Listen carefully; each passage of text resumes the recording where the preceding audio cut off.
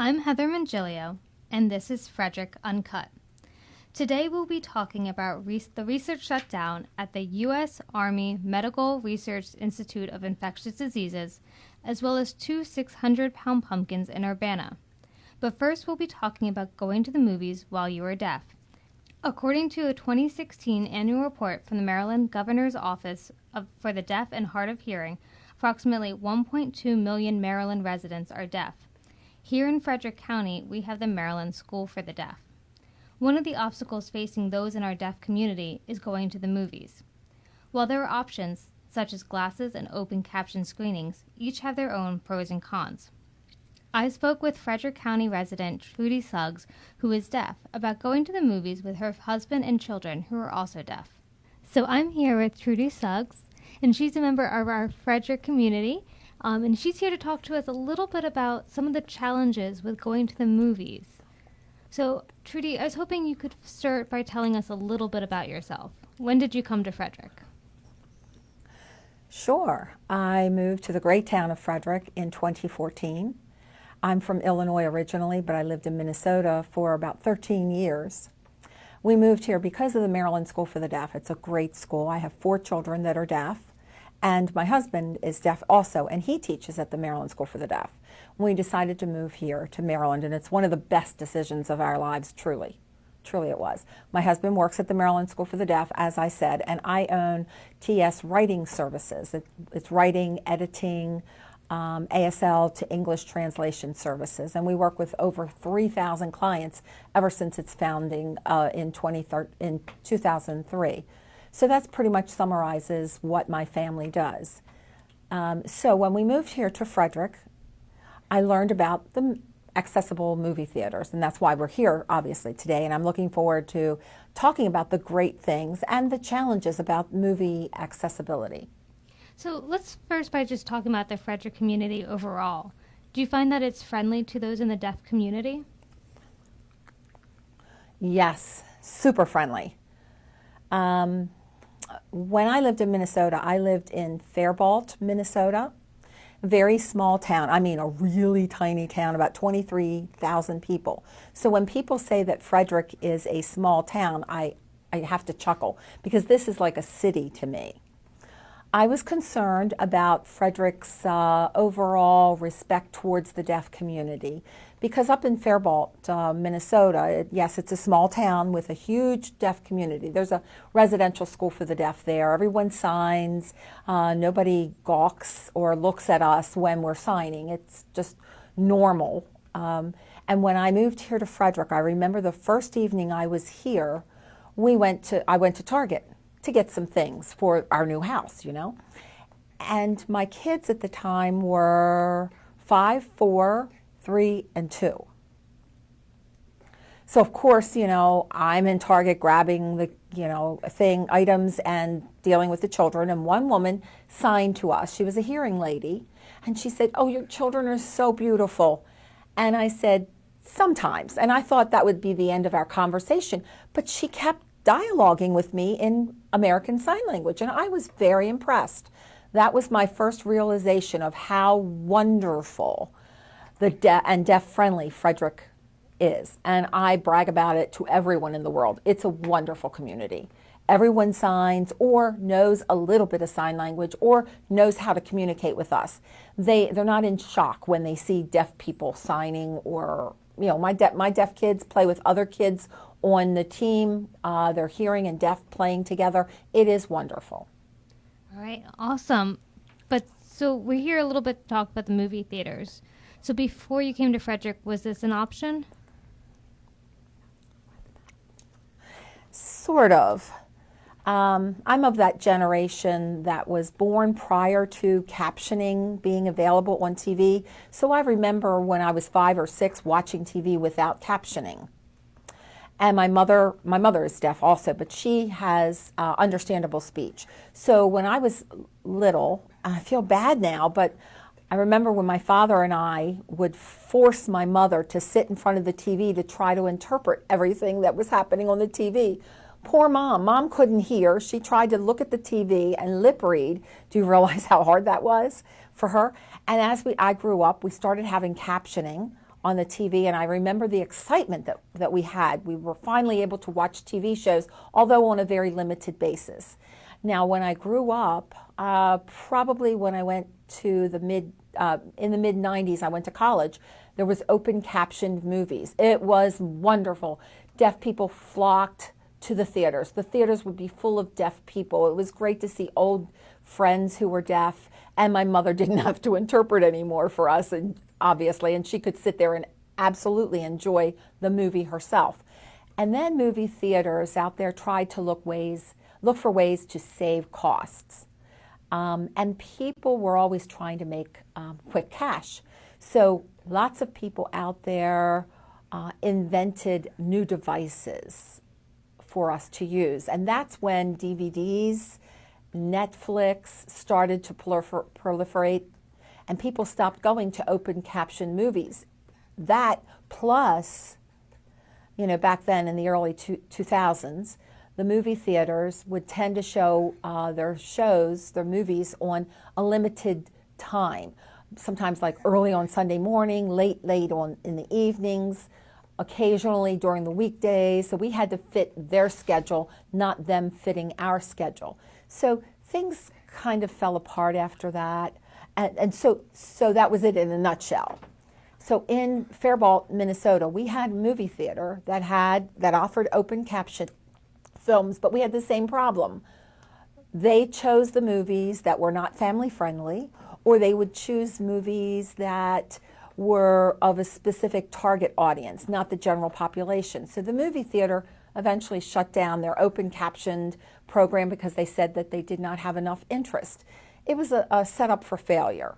So when I moved here to Maryland, and Frederick in specific, I found the Westview Regal Theater. They had captioned glasses, and this is interesting. There was one guy, Mark Glennon, who really promoted and posted on Facebook and informed the public about open captioned on movies. Plus, we had the options of wearing these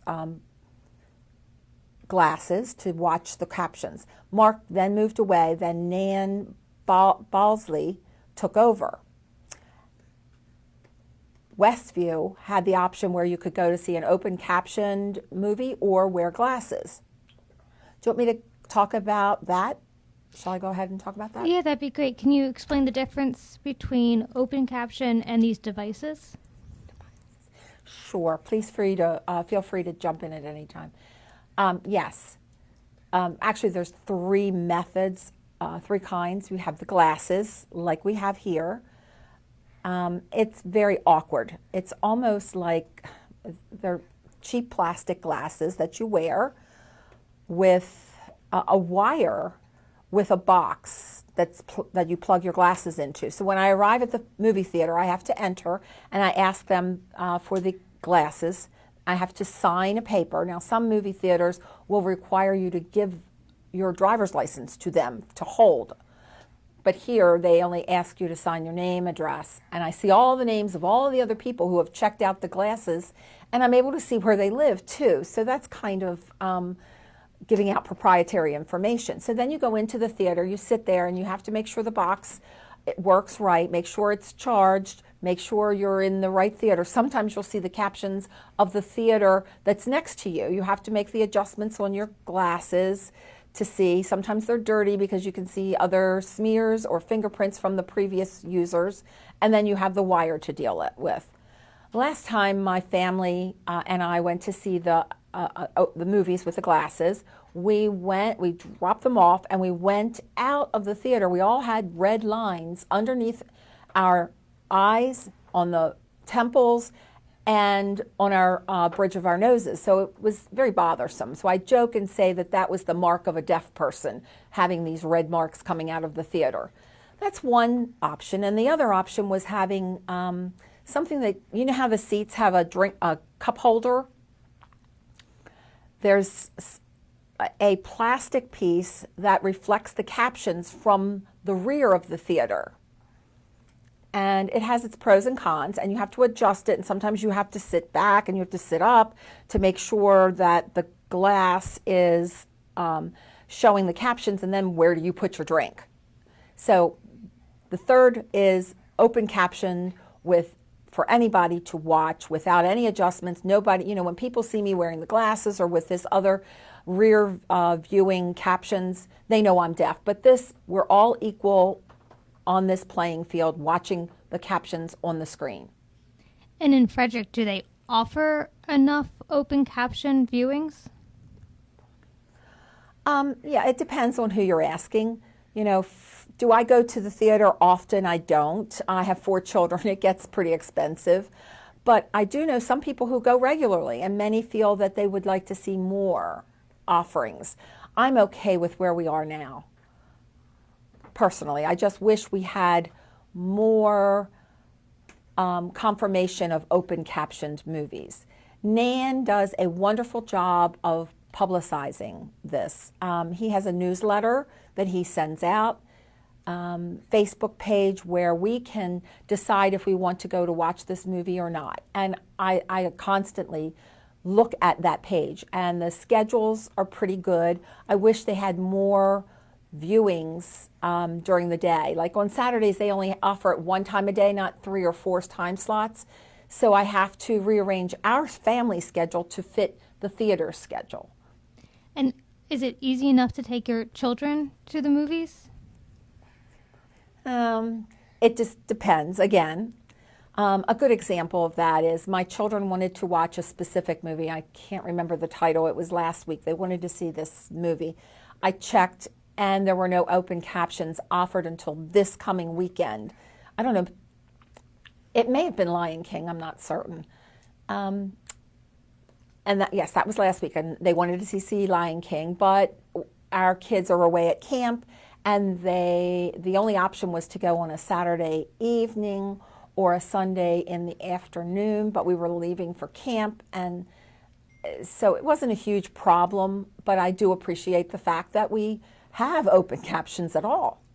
And if it doesn't fit, our schedule doesn't fit their schedule, we can always go get the glasses. My son absolutely refuses to wear the glasses. He complains. He's 9 years old. He says it hurts his nose. And what about the special viewings like 3D or IMAX? Do they offer open caption for those? That's a very good question. I have to check with Nan on that. I did attend. No, it wasn't open captioned. I went to that the rear viewing in an IMAX theater in Minnesota years ago. It was not comfortable. You had this, 3D or like surround theater, whatever, and I had to constantly adjust the rear viewing captioned device. I did not enjoy the movie. I had to constantly be adjusting as I was watching the movie. And so what steps could movie theaters take to be more friendly and have better services?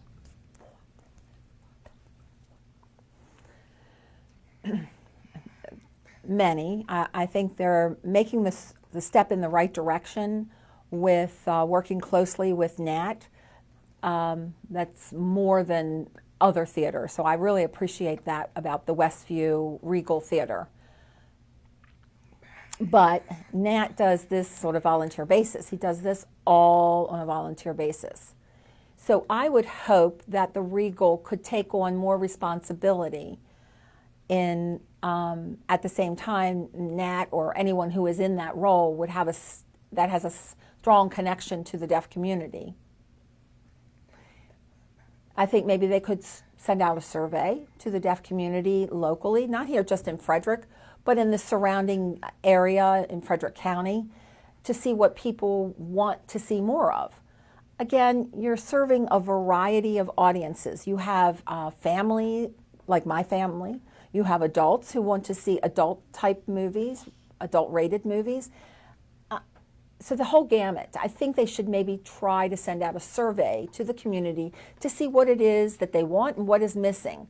And the third challenge or problem, however you want to say it, before I moved here, or right after I moved here to Frederick, one of my friends said that they went to a movie theater and they were disappointed because the glasses ran out, even though they had a lot of deaf people there. they were expecting a lot of deaf people at the theater. They ran out, and the people who were using the glasses were actually hearing people, like hearing children who had deaf parents or hearing friends of deaf people. They decided, or even ASL students, they decided to get the glasses and put them on and wear them. So how do you solve that dilemma? I don't know. You can't ask people to prove that they're deaf and that they need the glasses. And I think the theaters need to be a little bit more respectful of the deaf people's needs for these particular glasses. And a few weeks ago, number 4, it's advertised as a open caption movie, and a lot of deaf people were there in attendance. And the worker at the ticket counter said, no, it's not open captioned. It was canceled. I was shocked. I asked why, and fortunately they had 7 or 8 glasses, and my family is a family of 6, plus my parents, which meant 8. So fortunately we got the last 8 of those glasses. And I saw a lot of my other friends arriving later on, and there were no glasses to be had. The theater would not give them their money back. They reserved their tickets online. And I saw a lot of people in the theater sitting there upset, and they were trying to argue for a refund, but they couldn't get that. And they eventually opened the captioning, and I'm not sure what happened, but hopefully that won't happen again in the future, and the theater can communicate with their workers about the importance of knowing if the movie is open captioned or not. What about just going to the movie theater? Is it easy enough to get a ticket, get food, talk to people?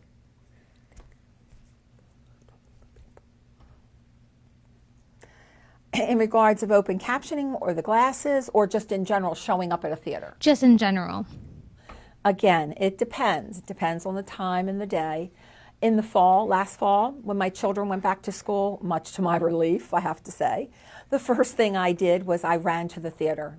And I watched Crazy Rich Asians, that movie. It was very easy. I went early afternoon during the school day. No one was there. And that was easy for me. The glasses, and putting pressure on my nose, is fine. What popular movie theater is there? And with the glasses, do they always work? No, they do not. No, as I said in the Frederick newspaper article, John Craig said that, sometimes the captioning will disappear in the middle of the movie, and that for sure happens quite frequently. It could be because the wire is loose, or the batteries are dead, or for whatever reason. The other thing, it might be trivial, but the one thing about the glasses, yes, they can be dirty, they can have smudges and fingerprints from the previous users, but if my children who are deaf want something, they tap me on the shoulder, I look down, I can't see them. So I have to pick up the glasses, put them on top of my head, and then sign and communicate with them back and forth. But again, I appreciate what we have, but I don't want to say that something is better than nothing. We want to have equal access to the theater and seeing movies. And are the glasses one size fit all, or do they have kids sizes? That's a very good question. No, it's one size fits all. So do you ever find you have issues not being able to see because the glasses are too big or too small? Yes, my last daughter, my 4th daughter, my kids are tall for their age. And my little girl, who was about 5 or 6, she put the glasses on and then put them down, and she watched the movie without captioning. And I said, you don't mind? You don't mind not knowing what's going on? She says, no, I'm just making up the story. I would rather that than have to wear these glasses. And that's how I grew up, really. I just imagined watching a movie, imagined what the dialogue was, but not now. I am spoiled. I need to know what's being said, what's happening, and I've been spoiled for the last 20 years. And are there any other local theaters that you can go to? No. I'm glad you brought that up. Do you remember that they had that, it was a cheap film called Holiday, next to Motel 6. It was a holiday theater. It closed down, I believe, last year. they had $1 or $2 movies. We couldn't ever go there because there were never captions shown on the films. There's other theaters in Rockville and Germantown that have it, but right now the only one that is available to us is Regal in Westview. And do those movies sell out? And it depends again. For example, Toy Story. I've seen every one of the 4 repeatedly, and I love Toy Story movies. So when they first announced that Toy Story was coming out, I decided to wait until they had open captions because I knew wearing the glasses, they would run out. And so it depends. And what about big blockbusters like any of the Marvel movies? Do you find you end up getting spoiled because you can't go to a movie in time? That's right. Regal's pretty good. I mean, Westview is pretty good about providing open captions right there at their location. I have to admit, I am pretty impressed with Regal. So that's good for them. But yes, sometimes I worry if it's not open captioned and I don't want to go on this particular night. And one other thing I need to add, it may sound silly, but some people really value their privacy. So if they go to an open caption movie, guaranteed they're going to see other people in the community that they may not want to see. So, we all have those people who were like, oh, them again. Not so much about that for me, but sometimes if I want to be alone, I can't because I'll be guaranteed to see someone else who is deaf in the deaf community at the movie theater. But if I want to go and be alone, I would go with the glasses, so that's the lesser of the 2 evils. All right. Well, I don't think I have any other questions, but anything else you think we should know? Yes, I really appreciate that the Frederick Post is bringing attention to this issue, and I really am very appreciative of Regal providing this. And as I said, I grew up, the first few years of my life, I remember what it's like without access to the theater and movies. So I really appreciate the fact that my children have no idea what it's like not to have access, and I do appreciate that. So thank you for bringing your attention to this issue. Of course. Thank you so much for coming in. Thank you. So we wanted to speak to the reporter behind this story to find out more about why she wanted to write this story and how she was able to tell it. So welcome. Thank you, Heather. My name is Rebecca Duke-Wiesenberg, but everyone just calls me Becky. So I'm an intern for the Frederick News Post this summer, and I wrote this story because I first came across this story on Facebook, on the event section of Facebook, and I thought it was really interesting to see open caption screenings because I've never heard of it before. But then when I first got talking to Nat Balsley, who's the head of the Facebook group, Frederick Deaf Moviegoers, and asking him about, why is it important for him that open captions are offered at the movie theater, I thought, wow, it's something that I'd never thought about before. I mean, my mom likes to have captions because, she's distracted while watching movies and, her hearing isn't good because she's older. But I had never thought about it on such a large scale, like our local movie theaters providing it. Yeah. And so what were some of the challenges in reporting this story? Well, my biggest challenge was getting in contact with Regal Cinemas because the policy is that local locations. So Westview Cinemas Westview Cinemas here in Ballinger Creek, they're not allowed to talk to us on the record. You have to contact corporate. However, corporate it's very hard to contact corporate directly. They provide a phone number for media, but you have to do a lot of digging online to find it. And then when you call them, they don't always answer. So maybe I think I called 6 or 7 times before I got someone on the phone. And when I finally did, he was receptive, Richard Grover, who's quoted in the article. But that was definitely the biggest challenge because I thought, this article isn't showing the worst. Regal Cinemas is doing something positive for the deaf community. I mean, obviously there's strides they can take, like providing better closed captioning. devices. But yeah, I mean, why wouldn't they want to answer the phone and talk about it? So. And what about talking with Trudy and Nat? What's some of the ways that you were able to communicate with them? Oh, so I did it. So I first found Nat over Facebook when I messaged the Frederick Deaf Moviegoers page. But with him, I used through text message. And then with Trudy, I used email because that's what she preferred. At least according to Nat, she preferred that over texting. And then I also texted with John. Yeah. And now you yourself do not use ASL, correct? No. I mean, for this story, because I think it's really important when you're doing a story that, you get a lot of background information, you understand why. So, I mean, I researched a bit of ASL so I could understand a bit more of the grammar. But no, I don't really speak any ASL. Not yet. One day. And as someone who does do a lot of translation and speaking in different languages, why is it so important that we as reporters do speak with people who don't necessarily just speak English? Yeah, well, I think, so, like, right now, where our society is becoming, different types of diversity are becoming more acceptable in the mainstream, or at least they're becoming part of our discourse. So, like, sexual, issues about, like, sexuality, race, gender, religion, ethnicity, but one that's not frequently discussed is language. And, we're community reporters. We're here because we care about the voices of our community. We are part of the community, and we know that everyone's voice matters, not just our own. So we should be more we should have as many voices as possible in the paper. So in order to do that, because we know that not everyone speaks the same language, not everyone feels it's the same, not everyone feels the same, not everyone looks the same, not everyone speaks the same way. So we should be able, to put ourselves in someone else's shoes and to be able to communicate, even if it's just to say, hello, how are you?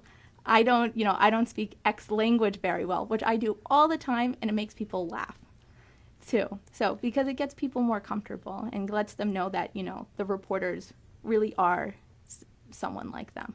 Okay, and you grew up in Frederick, and we have a pretty sizable population who is deaf here in Frederick. Why is it so important that we do include that population in our reporting here at the Frederick News Post? Well, I mean, because why not? Like, I know that if someone were to tell me, Becky, I don't want to put you in your story because you speak English and you prefer English, I would say, well, why do you think that the way that I prefer to express myself is not valid or is not worthy of being heard? Of course my voice matters, and so does someone else who's deaf or hard of hearing, or someone who prefers ASL for whatever reason too. Perfect. Yeah. Well, everyone can read Becky's article in the Frederick News Post at fredericknewspost.com. Yes. And Becky, thank you so much for coming in to talk about reporting this story. Yes, thank you.